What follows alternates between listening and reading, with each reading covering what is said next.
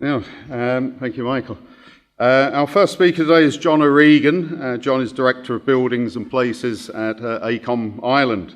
As the conference regulars amongst you will know, John is our anchor speaker, providing a detailed and informative overview of the construction industry and its prospects. John was in fact our very first speaker at the first ever conference, was held in March 2011. The other day I reviewed a video of that presentation. It's younger looking, you're getting John each year. We wanted to know then at the outset of the video what had happened to our industry at the time, how bad things would get, and when the upturn would start. As Michael has said there, we're now in much better times for our industry, but safe to say we still face many problems and challenges. So I'll ask John now to give his view on our present situation and our prospects. Thank you.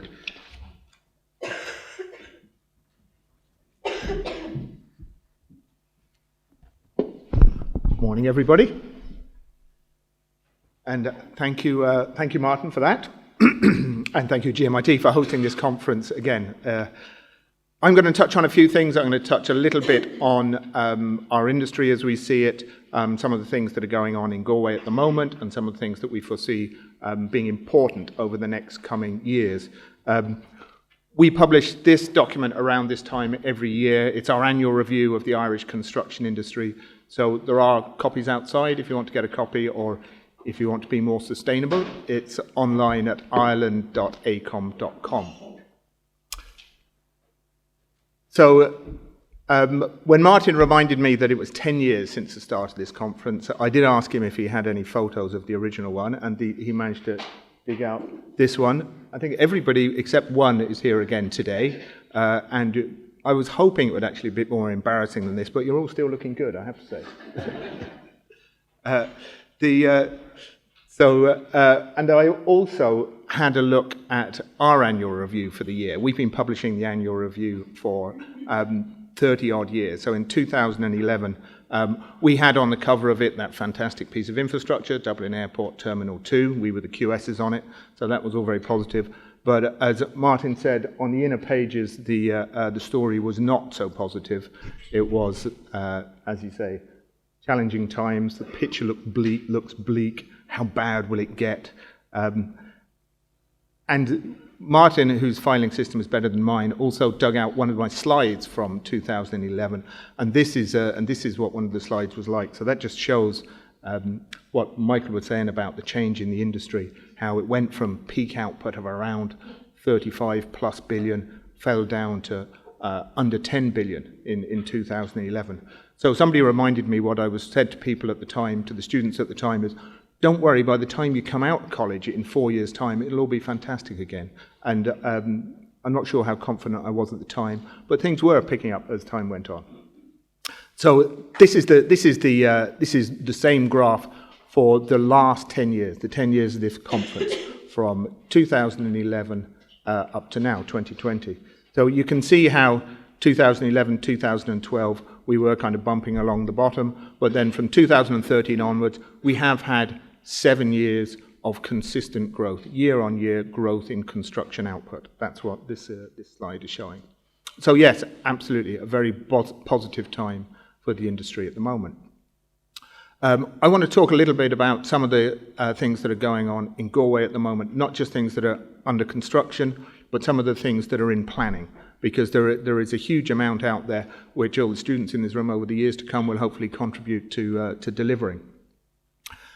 So this is a kind of an aerial view of Galway taken from, I don't know, somewhere over Mutton Island, and all the shaded in areas are areas that are either currently got projects ongoing or have got planning and master planning ongoing for them at the moment. And I suppose the most significant piece of major infrastructure in Galway at the moment, or being considered in Galway at the moment, is the Galway City Ring Road, which is in its oral hearings at the moment. And that obviously will be transformational and will be key to the types of developments we're talking about. So then moving on to the big projects that are on site.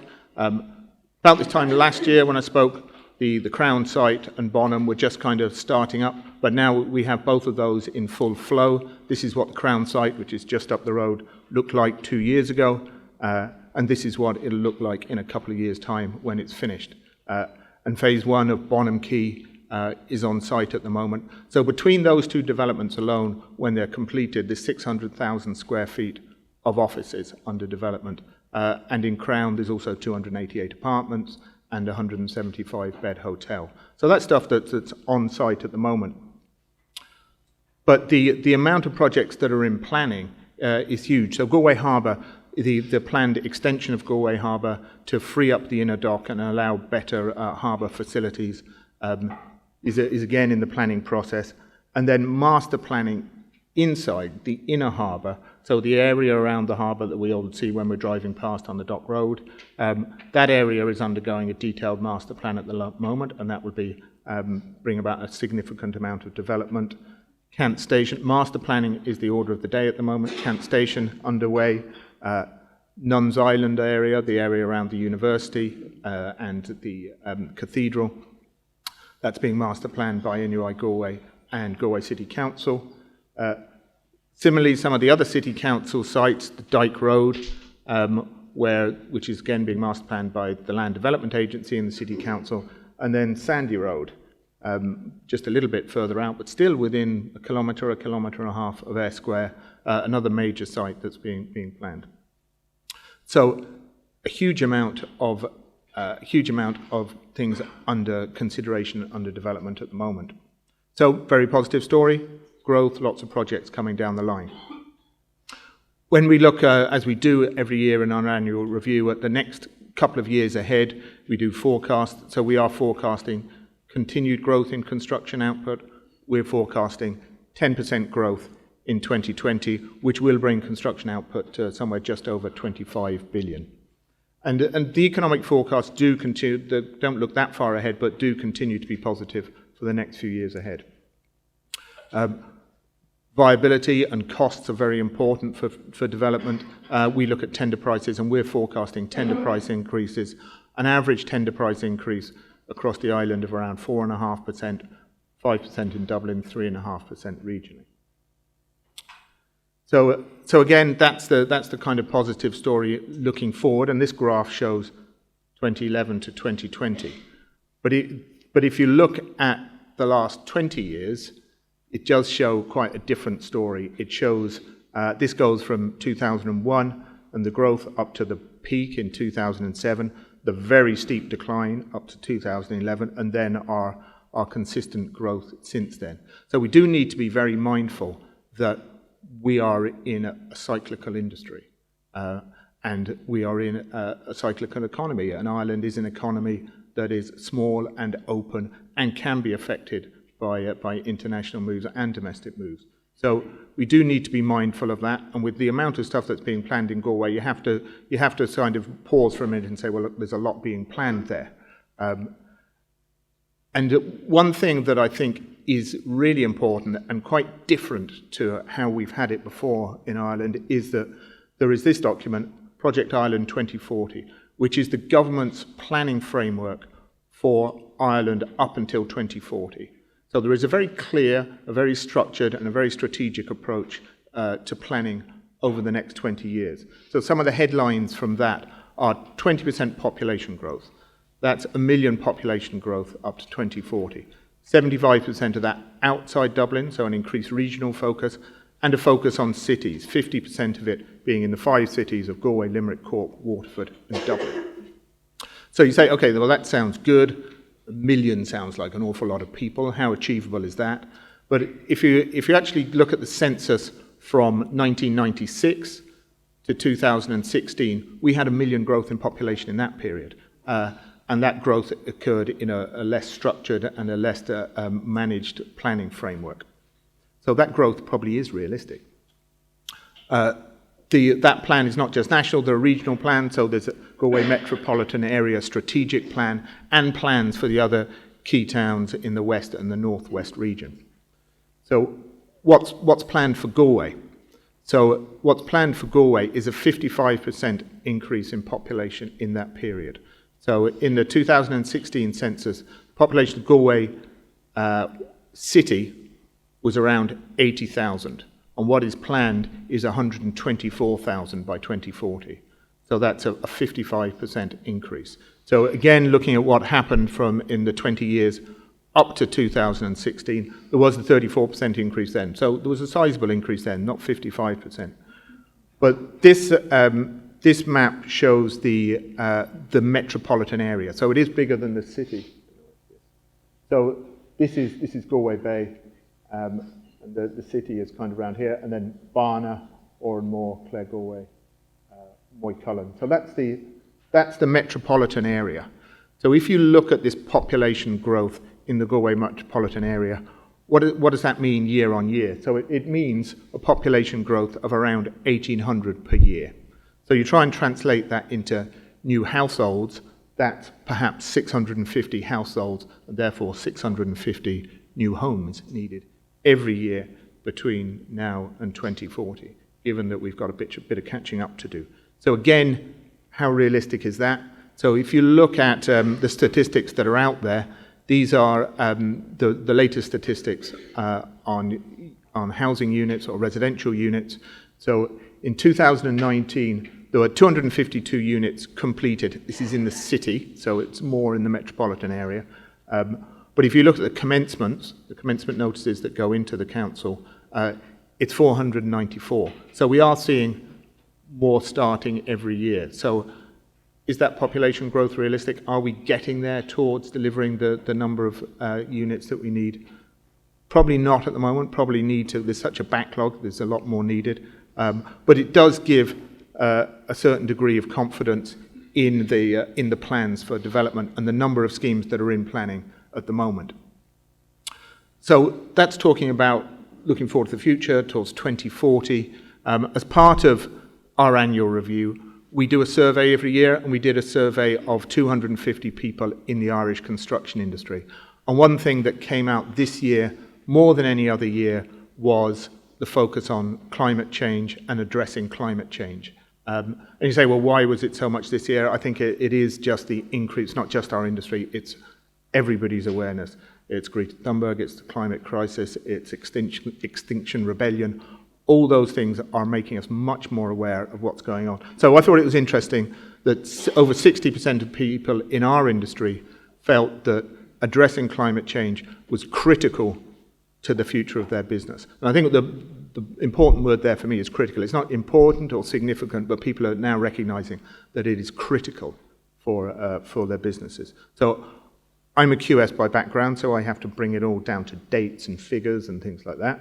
So 2050 is the key date from a European perspective and a Paris Accord perspective, and that's what the Irish government have signed up to. So climate neutral by 2050. So that's no greenhouse gas emissions or neutral greenhouse gas emissions by 2050. That's what the government has signed up to, and that is a challenging thing to meet, and we're not meeting it at the moment. But it is something that people are really focusing on at the moment. So we're really seeing the tech sector are really getting ambitious, and there's nearly competition in terms of what promises and pledges you can make about climate change. So I'm going to read these to make sure I don't get them wrong. So Amazon have said that they will have 100% renewable energy by 2030. So all their energy will be from renewable sources by 2030, and they will be at net zero by 2040, 10 years ahead of the plan. Facebook are saying that 100% of their energy will be renewable this year. So by the end of 2020, all the energy that they're buying will be from renewable sources. Microsoft are saying that by 2030, they will be carbon negative. That's not carbon neutral, that's carbon negative. So they'll be taking carbon out of the atmosphere by 2030. And that they're saying that by 2050, they will have balanced all the carbon that they've emitted since when they started. So they were founded in, 1970 or something. So all the carbon that's been generated and what they've done to date, they are planning to have paid back by 2050. So there is a massive focus on this at the moment. And from the people that I'm talking to that know a lot about it than me, are saying that 2020, or the 2020s, the next decade, is going to be known as the climate action decade, because if we've got any chance of hitting the 2050 target, it's this decade that we need to be doing things. So it's not just tech sector, though they're ahead of all of us. The construction sector need to focus on it and are more focused on it. Certainly AECOM have established or founded this pledge to net zero along with WSP, and that is looking at how to get to net zero in advance of 2050. So ourselves and others are looking at this as well. So what's actually going to be different in the industry that we work in? So there are 6 areas that I'm flagging here that are going to be different, very different, when the students that are here today are out working in the industry and in 5 and 10 years' time. So certainly in terms of energy, renewable energy will be the norm, increasingly produced and stored where it's being consumed. Transport will be electric, it'll be shared, it'll be public transport, it'll be autonomous, some of it, and there'll be a lot more physical activity, walking, cycling, running. Water, both dealing with excess water, as we've seen over the last little while, and providing drinking water and clean water will be a critical decision. So every piece of infrastructure will have with the provision of water and its impact on water will be taken into account. When we're looking at building new buildings and building new infrastructure, we'll be assessing the carbon load of that building. That's not just the energy load that it'll be using in the future, but the energy that's used to build it. And we'll be hearing later about lean construction, and I'm sure it's very relevant to that too. Then, in terms of where building continues to go on, cities will be the focus. You can see that from Ireland 2040, but in order to have sustainable land use, in order to share resources, denser living is part of that. And finally, the thing that everything depends on is investor funds. Funding will be more focused, and you can see it with some of the funding institutes now coming out with much more climate-focused investment decisions. So things will be changing quite rapidly over the next number of years, I think. So that, just to conclude, that is a very quick canter from me through some of the things that are going on in the industry, some of the things that are going on in Galway, and some of the things that I think we're going to be thinking about a lot more in the years to come. I'm really looking forward to the rest of the conference today and looking forward to the next 10 years and beyond. Thank you, Mike.